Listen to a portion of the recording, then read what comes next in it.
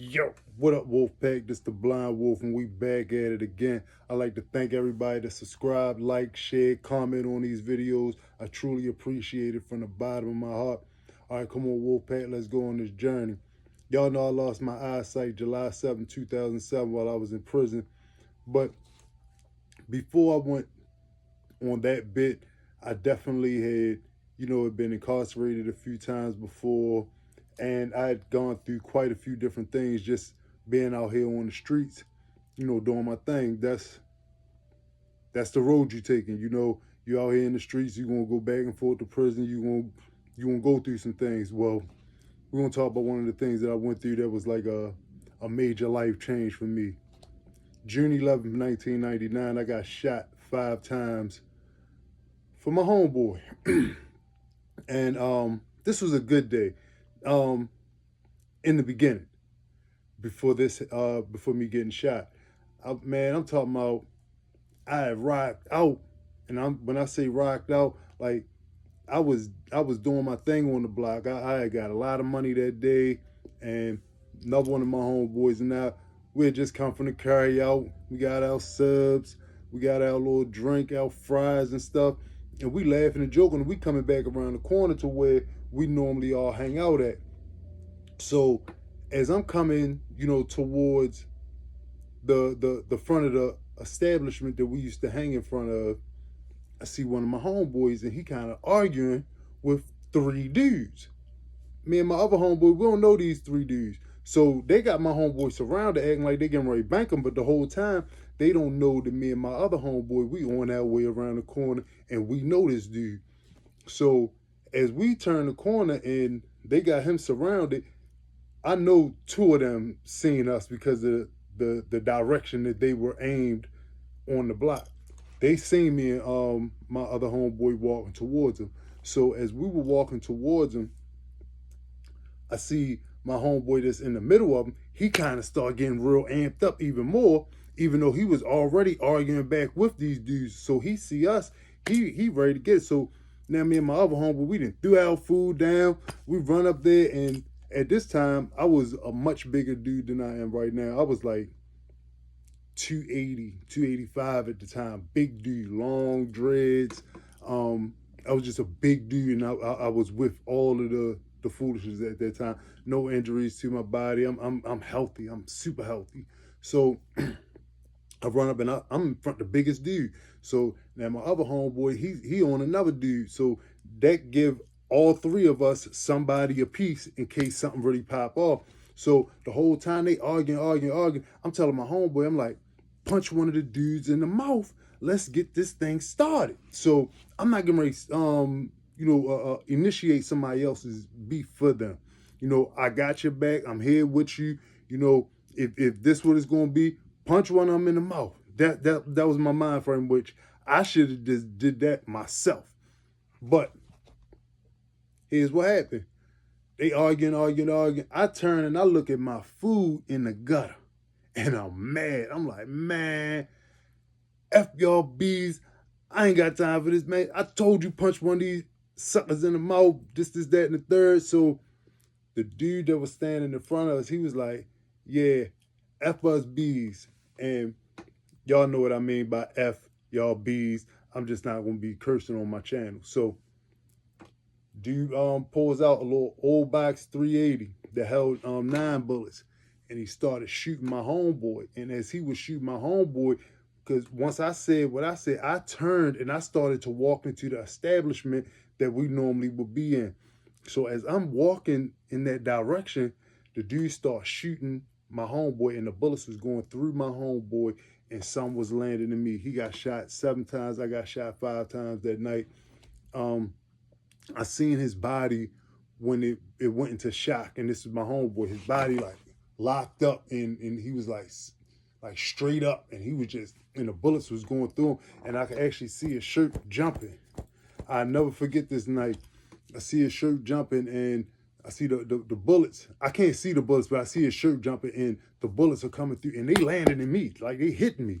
So I go to try to run, and one of the bullets hit me in my hip. So I got a bullet lodged in my hip bone, and I felt that. Like, that stopped everything. Because as soon as I went to go take off, my leg didn't work. And as I went to go try to move, this girl from out of nowhere, she just come running through. This was like my little angel on my shoulders, for real. She just come running from out of nowhere and grabbed me by my collar and yanked me into the establishment that we used to be into. So when she yanked me in there, the dudes is still out front shooting my homeboy. So he got shot 2 more times after that. And I'm inside the establishment, and I'm kind of like hopping to the back. I'm just hopping on my left leg because my right leg got the bullet in the hip. So I'm hopping on my left leg, and I fall in the back of the establishment, and I go and I tear my shirt off, and I'm thinking like a cowboy, for real. I'm taking my shirt off. Well, I ripped my shirt open, and I tied it around my waist. I squeezed it real tight to stop the blood, because I got a couple wounds from where they went in on the side, and I got a real long cut on my stomach. But we'll talk about that later. But I tied the shirt around my waist, tied it real tight, and the girl, she was sitting there, and she was in front of me, and I can still remember this, like she was crying. But then my cousin Reds, he came over because I was banging my head on the floor at the time, just trying to feel anything other than what I was feeling. I'm like, boom, boom, ah. So he grabbed my head, and he couldn't stop me from doing what I was doing. He just let me keep on banging my head on his hands, but he wasn't gonna let me bang my head on the ground. And he sat there, and he was like, I'm with you, cuz. I'm with you, cuz. Come on, you gonna make it through this. You gonna make it through this. And I never forget hearing, the ambulance outside, the ambulance outside. Somebody getting ready to come in here. They getting ready to help you. They getting ready to help you. But the whole time, they out front, they helping my homeboy. They didn't even know I was in the back of the store shot. They didn't even know I was in there. They had to call for another ambulance team just to come and help me in the back of the store. So, and I don't know how they came, but I know they worked on him for a good minute on the front, and I could see them. I could see them. So when they finally did come into the establishment, now you gotta take into mind, this establishment that I'm talking about is like a hangout spot for everybody in the city. So it could be 75, 100 people in the arcade place we used to go to, called Crazy John's, down here in Baltimore. And they cut all my clothes off. I'm talking about I'm butt naked. I'm butt naked in Crazy John's. They cut all my clothes off. I'm concerned about me being shot, but I'm also concerned, like, man, my meat and stuff all hanging out around everybody, and then like this just wasn't cool. So they finally get me covered up, and they get me on the gurney. They start taking me on out to get into the ambulance, and we're gonna come back another time tomorrow, and we're gonna talk about what happened once I finally got up into shock trauma, and what I seen when I went to go see my homeboy while he was in shock trauma as well. You know, fighting these gunshot wounds, and you just would not believe. You just wouldn't believe. But this part one of I got shot 5 times June 11, 1999. Remember what your boys say. Proper planning prevents poor performance. I was out there in them streets. I wasn't really properly planning for my life at all. I was properly planning for my death, and I was going straight at it. I was going straight at it. I had to make a U-turn somewhere in life to start really thinking, you know, the things that I'm out here doing in these streets, these things are not going to get me anywhere. And I'm so glad that I'm to this point where I don't even want anything to do with the street life no more. I look at how when I was out there in the street life, I was dedicated. I was so dedicated to the point where I couldn't even see somebody get into an argument that was cool with me, and me not getting to that argument with them, because that's my man. That's my homegirl. If you're going to do something to them, you got to do something to me. That was my mind frame at the time. I wasn't planning, to be there for my children, to be a husband to my wife, and a leader for my family. I was asking for the grave. I was asking for it. Because I would jump up in anybody's face, be ready for any fight, not knowing what the next person may have on their mind. So I definitely was not properly planning for my life. And now I thank God so much that He didn't put me in a situation where I can think clear. I'm not going to just run out there and be involved in any old situation because everything does not have something to do with me.